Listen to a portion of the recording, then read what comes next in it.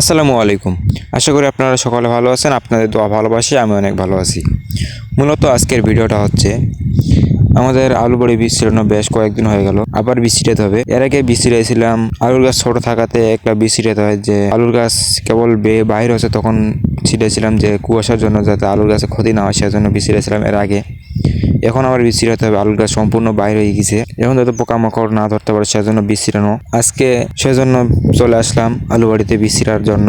এর আগে 2.5 বীজ ছিটানো হয়ে গেছিল 3টে বই। আজকে দেখা যাক কয় জারকিন শেষ হয়। তারপরেও একটা আন্দাজ আছে যে 6-7 জারকিন বীজ লাগবে, কারণ আলুর গাছ একদম বাইরে হয়ে গেছে কারণ আলুর গাছ একদম বাইরে হয়ে গেছে সবগুলো। ভালো করে বীজ না দিলে পোকামাকড় ধরতে পারে, সেজন্য আজকের এই 6 জারকিন বীজ ছিটাতে হবে যাতে আলুর গাছে ভালো করে বীজগুলো পড়ে। 2 জারকিন করে 3টে ভুঁইয়াতে 6 জারকিন। এর আগে 2.5 জারকিন বীজ ছিটাতে সময় লাগিয়েছিল 1.5 ঘন্টা, আর এই 6 জারকিন বীজ ছিটাতে সময় লাগতে পারে 2 থেকে 2.5 ঘন্টা। দেখা যাক কতক্ষণে শেষ হয়। আর আমার এই ভিডিওগুলো যদি আপনার কাছে ভালো লাগে তাহলে অবশ্যই চ্যানেলটা সাবস্ক্রাইব করে আর একটা লাইক দিবেন। দেখতে দেখতে 2 জারকিন বীজ ছিটানো শেষ, আর 4 জারকিন বীজ ছিটানো শেষ হয়ে যাবে। একালকা যেহেতু বীজ ছিটাচ্ছে একটু সময় লাগবে, আর 2জন হলে তো এতক্ষণ শেষ হয়ে যায়। দেখা যাক কতক্ষণে শেষ হয়। আর আমাদের আলু গাছগুলো মোটামুটি মাশাআল্লাহ অনেক সুন্দর।